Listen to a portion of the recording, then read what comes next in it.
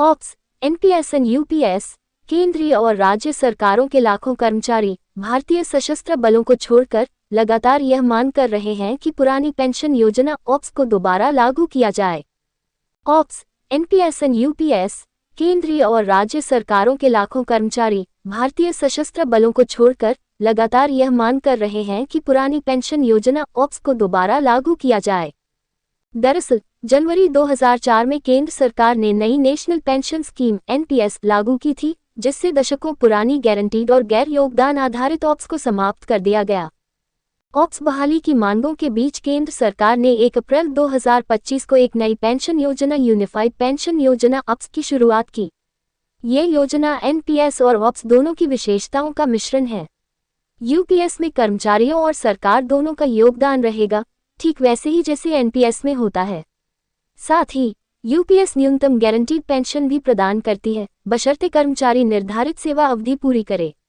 सरकार का कहना है कि यूपीएस से कर्मचारियों को सुरक्षा की गारंटी भी मिलेगी और सरकारी वित्तीय ढांचे पर अत्यधिक बोझ भी नहीं पड़ेगा। ऑप्स फिर बनी प्रमुख मांग। इस साल जनवरी 2025 में केंद्र सरकार ने 8वें वेतन आयोग की घोषणा की। इसके बाद सरकार ने कर्मचारियों और पेंशन भोगियों से जुड़े मुद्दों पर कर्मचारी संगठनों से सुझाव मांगे। इन सुझावों में पुरानी पेंशन योजना ऑप्स की बहाली प्रमुख मांगों में से एक रही।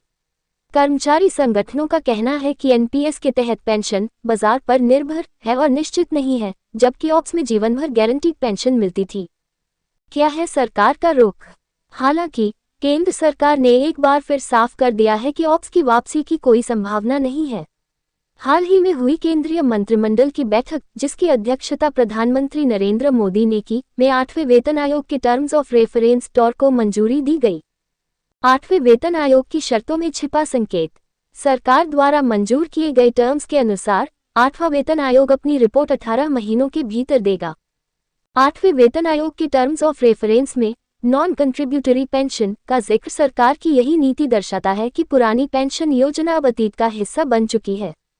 आयोग को देश की आर्थिक स्थिति, राजकोषीय अनुशासन, विकास व्यय और कल्याण योजनाओं के लिए उपलब्ध संसाधन जैसे कारकों को ध्यान में रखना होगा।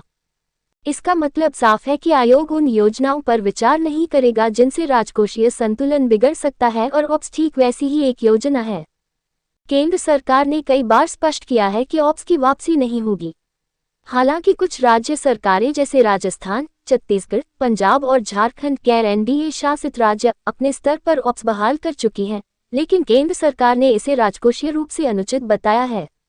वित्त मंत्रालय और कार्मिक एवं प्रशिक्षण विभाग डॉप ने कई मौकों पर कहा है कि ऑप्स अब केंद्रीय कर्मचारियों के लिए लागू नहीं की जाएगी और एनपीएस तथा यूपीएस ही भविष्य की पेंशन प्रणाली रहेंगी।